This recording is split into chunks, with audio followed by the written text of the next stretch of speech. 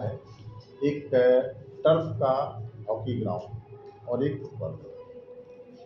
तो ये दोनों जिला प्रशासन ने इसको स्वीकार करते हुए प्रस्ताव भेज दिया है, और अगर ये प्रस्ताव स्वीकृत हो गया तो सारण में फिर से एक बढ़िया, अभी तक हॉकी टर्फ का मैदान सारण में कहीं नहीं, हम चाहते कि एक मैदान हमको मिल जाए।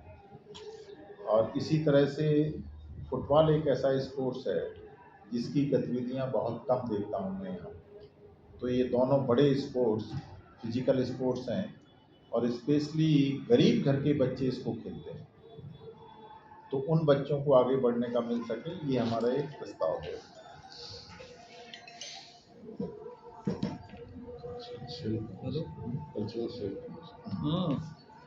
बच्चों में दूसरा जो राष्ट्रीय शिक्षा नीति में, एक तो शरीर स्वस्थ और मानसिक जो है उनका विकास, और तीसरा वो इंद्रिय निग्रह कंट्रोल। ये इनके साथ साथ आजकल आप देख रहे हैं, ये बड़ी दुखद घटना कल ही हुई है, शकील अहमद साहब के बच्चे ने आत्महत्या कर ली कल ही पटना में। आप सब लोग जानते हो, वो विधायक हैं, बड़े अच्छे व्यक्ति हैं, वो कल थे नहीं यहाँ, गुजरात में थे, और माध्यमिक की वो परीक्षा दे रहा, आज उसका पेपर था।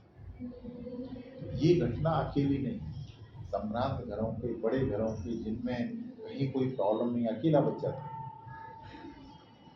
इस तरह की ये जो दुर्भाग्यपूर्ण घटनाएं हो रही हैं, ये कहीं न कहीं बच्चों के अंदर परीक्षा का जो डर है, जो एक साइकोलॉजिकल फियर है, वो बढ़ रहा है। इस साइकोलॉजिकल फियर को माँ बाप दूर करना चाहते हैं, उनको कोचिंग देके, उनको कोटा भेज के, उनको ट्यूशन दे के, उनको अच्छा मोबाइल दे के, इससे ये दूर नहीं होगा। हमको एक नया प्रयास करना पड़ेगा कि उनकी साइकोलॉजिकल काउंसलिंग करें, उनको डिटेक्ट करें किसी बच्चे में इस तरह की अगर आ रही है टेंडेंसी, और समय रहते उसको समझाएं। इस काम को करने के लिए हमने, एक और कारण था कि जब यहाँ के जिला प्रशासन के साथ हमारा एक कार्यक्रम हुआ यहाँ महिला सशक्तिकरण का, इसमें माननीय जिला सत्र न्यायाधीश गर्ग साहब थे, डीएम साहब थे, एसपी साहब थे, एसपी ट्रांसपोर्ट थे, सारा पूरा जिला प्रशासन था।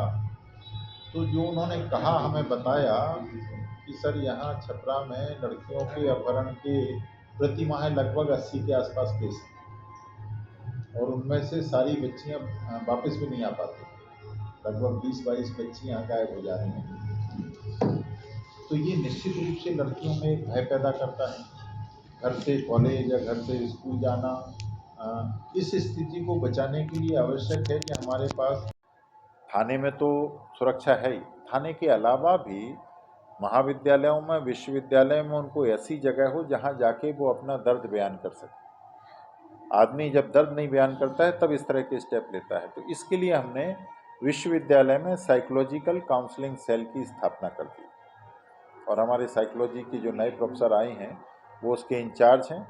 वहाँ पूरी व्यवस्था हम कर रहे हैं। इस चीज़ को आप लोग फैलाइए, क्योंकि इस जब तक बच्चे उनके पास नहीं पहुँचेंगे तब तक उसके दिमाग में क्या चल रहा है पता नहीं चलेगा। और ये न सिर्फ बच्चों के लिए, शिक्षकों के लिए भी, कई शिक्षक भी परेशानी में रहते हैं। हम सब लगता है कि बहुत सुखी हैं, लेकिन सब एकाकी जीवन जी रहे हैं। तो किस तरह से इस जीवन को ज़्यादा सहज सरल बनाया जाए, इसके लिए यूजीसी ने साइकोलॉजिकल काउंसलिंग सेल बनाने की व्यवस्था दी है। हमने यहाँ बनाई है अभी। जैसे जैसे हमारा ये आधार बढ़ता है, हम चाहेंगे कम से कम हर जिले के एक लीड महाविद्यालय में हम ये सेल बनाएं, और जितना ज़्यादा व्यापक इसको कर सकते हैं, क्योंकि इसके साथ साथ हम एक दूसरा काम कर रहे हैं।